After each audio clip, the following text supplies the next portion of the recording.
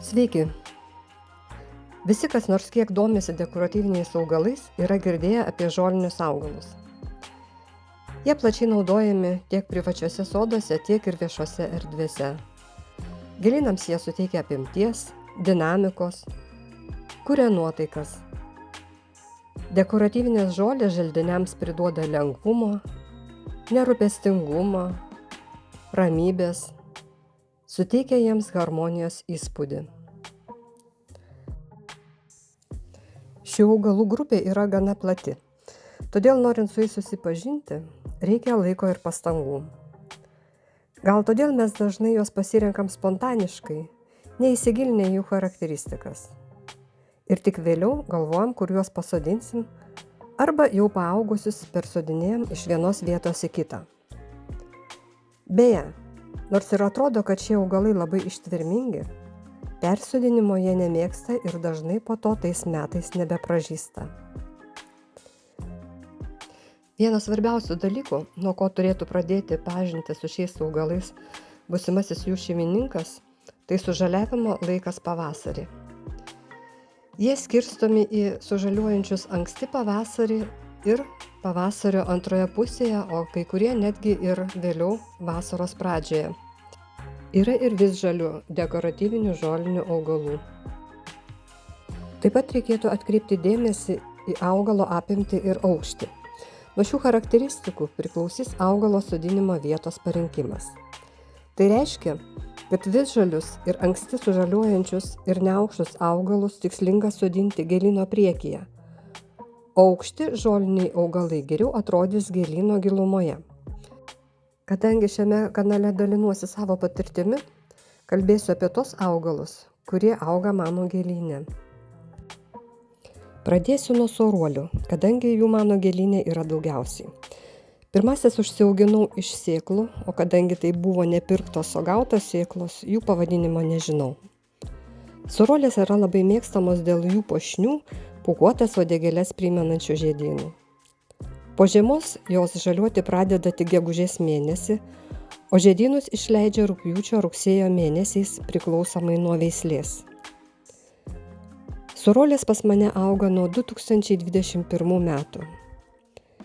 Kai kupsteliai paaugo, aš jas padalinau ir išsodinau gėlyne įvairiose vietose. Tai padaryti visai nesudėtinga, tereikia neiškasant kupsto, tiesiog dalį jo atkirsti su kastuvu ir pasodinti norimoje vietoje. Nors teigiama, kad žoliniai augalai nereiklūs dirvai ir kitoms augimo sąlygoms, iš savo patirties galiu pasakyti, kad soruolės skirtingose gėlyno vietose auga ir žydi skirtingai. Taip pat jos nemėgsta persodinimo. Tai sustabdo jų augimą, o žydėjimo galime tais metais ir visai nesulaukti. Žydėti jos pas mane pradeda rugsėjo mėnesį. –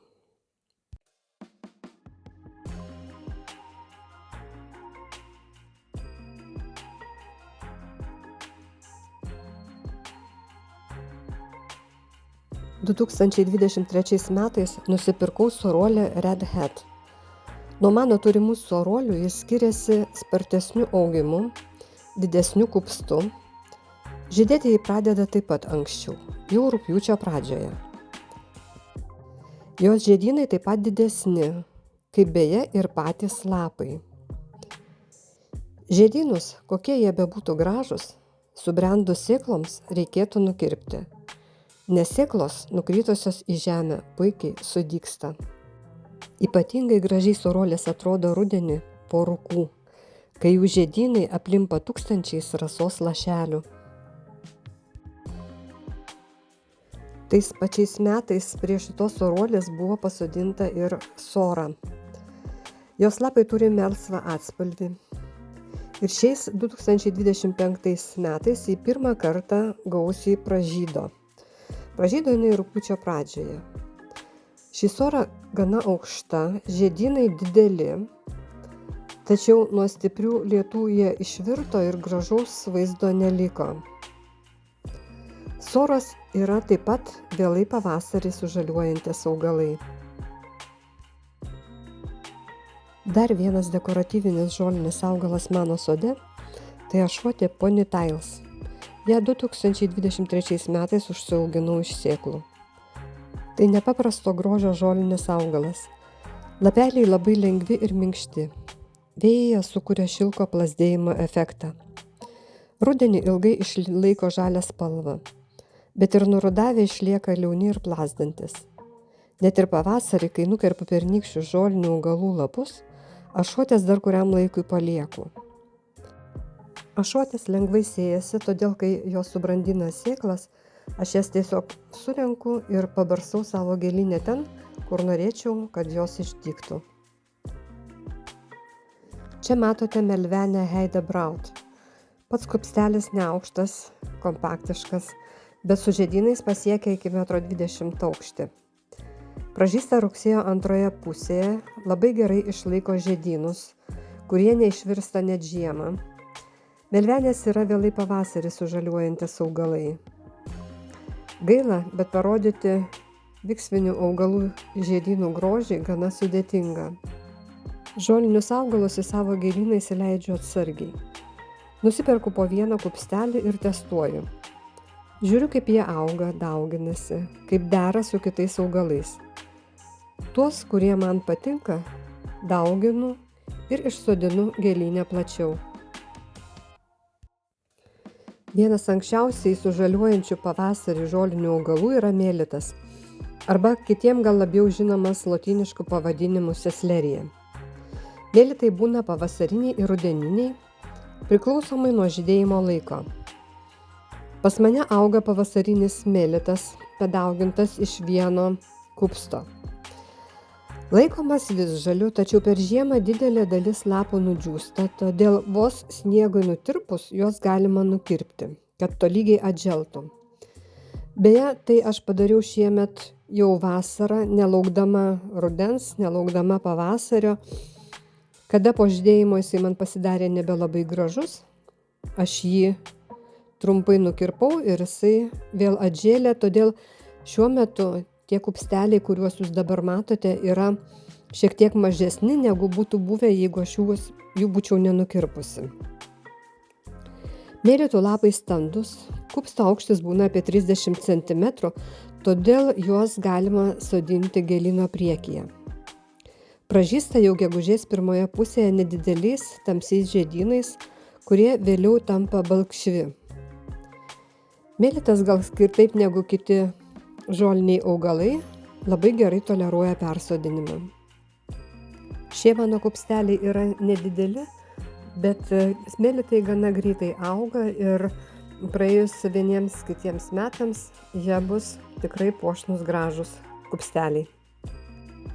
Dar vienas žolinis augalas – kiškiagrikis. Jis visžalis, auga labai lėtai ir sudaro kompaktišką kupstelį. Žydėjimas visai neišraiškingas. Nemėgsta saulės, nuo jos ruduoja lapai. Jis pas mane auga šiaurinėje namelio pusėje, kur saulė būna tik ryte ir vakare ir vis vien lapelių galai parudavę. Kitas kupstelis visą vasarą augo užgožtas kitų augalų ir atrodo žymiai geriau. Todėl darau išvadą, kad jį geriausia sodinti į visišką pavėsį. Šį augalą 2021 metais užsiauginau iš sėklų, kurių pasirinkau iš gėlyno, kuriame buvo įvairių žolinių augalų. Savo išvaizdą jis labai panašus į soruolę, bet neturi soruolėms būdingų žiedynų. Jo žiedynai labai smulkus, neišsiskiria iš bendros lapų masės. Nesu tikra, bet man atrodo, kad tai viksva, nors neradau veislės, kurią ji atitiktų. Taigi man ji ir toliau bus tiesiog viksva. Žaliuoti pradeda gegužės pradžioje kartu su soruolėmis. Vasaros antroje pusėje sodriai žalia spalva ima šviesėti ir rudenį pereina į auksinę. Labai masyvus kupstas ir ypač graži forma. Šiais metais ją padalinau pusiau ir vieną dalį pasodinau pavėsingoje gėlyno dalyje. Soruolės ten paprastai jautėsi nekaip, žiūrėsiu, kaip jausis viksva. Vasarą augo neblogai. Pats pirmasis žolinis augalas pasodintas gėlyne buvo melsvasis eraičinas. Kupstelį iš karto padalinau į kelias dalis. Pirmus 2 metus gerai paaugo, todėl atrodė labai gražiai. paskui pražydo puikiais žiedynais. Tai visžalis neaukštas, visai nereiklus augalas, bet maždaug kas 3 metus reikia dalinti, nes kitaip jo vidurys išplinka ir dekoratyvumas smarkiai nukenčia. Aš to laiku nepadariau, todėl jis pas mane dabar toks apleistas ir apskuręs. Ateinančiais metais planuoju jį atauginti, nes man jis labai patinka žydėjimo metu. Be jau išvardintų augalų dar auga 2 skirtingų veislių šluotsmilgės. Taip jau gavosi, kad filmuota medžiaga su jų žydėjimu neišliko, todėl plačiau apie jas nepasakosiu. Juk turėsim dar laiko kitąmet. Artėja žiema ir tai bus pats geriausias laikas domėtis ir ieškoti internete to, be ko pavasarį jau nebeįsivaizduosime savo gėlynų, kas mus džiugins, guos ir ramins. Gražių jums atradimų ir iki kito susitikimo.